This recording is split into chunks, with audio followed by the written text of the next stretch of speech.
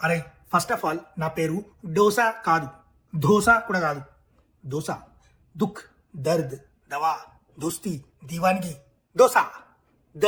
అరే ఆ ఉల్లిపాయలు, ఆలుగడ్డ కూర, ఆ కారం పొడి, చట్నీ ఇంతవరకు ఓకే రా. దాని లోపల డిమార్ట్ లా కార్ట్ల సామాన్ నింపినట్టు నింపుతున్నారు దోశలా. ఆ స్టఫింగ్, ఈ స్టఫింగ్, ఆ స్టఫింగ్ ఏం ఉండాలా చింగిపోవాలా నేను. ఆ చాక్లెట్ దోశ అంటే చిన్నపిల్లలు తింటారా, పోనీ వదిలేసాయి. పాన్ దోశ ఏందిరా?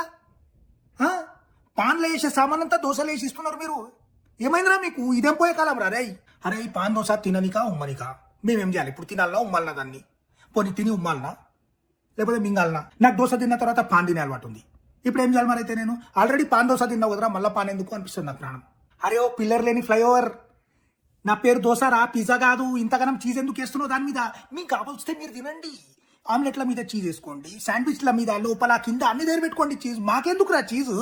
రాత్రి ముఖానికి పూసుకో చీజ్, పొద్దున్న లేస్తే దాంట్లో స్నానం చేయి. మమ్మల్ని వదిలేరా, దోశను వదిలేయి. ఒక్కసారి చీజ్ దోశ తింటే 3 సార్ల మసాలా దోశ తినాల కామతోటలా పాపం పోనికి. అరే నీ కూరలు వండేది ఉంటే నాన్ స్టిక్ కడాయి కొనుక్కో, స్టీల్ది కొనుక్కో, అల్యూమినియంది కొనుక్కో, మట్టివి కొనుక్కో. లేకపోతే కొత్త వచ్చిన లేటెస్ట్ పాతకాలం మళ్ళా ఏమో గోటాలా దోశ అంట, దాని మీద కూర వండుతున్నాడు 8-9 ఐటమ్స్ వేసి. ఎట్లా కనిపిస్తున్నారా నేను రోస్ట్ గా అంగన్ నన్ను తీసి పక్కన పెట్టేసేయాలా, ఇంకోటి వేసేయాలా? గోటాలా దోశ కాదు అది, దోశ గోటాలా కేసేసి నేను లోపల దోసేయాలి ఫస్ట్.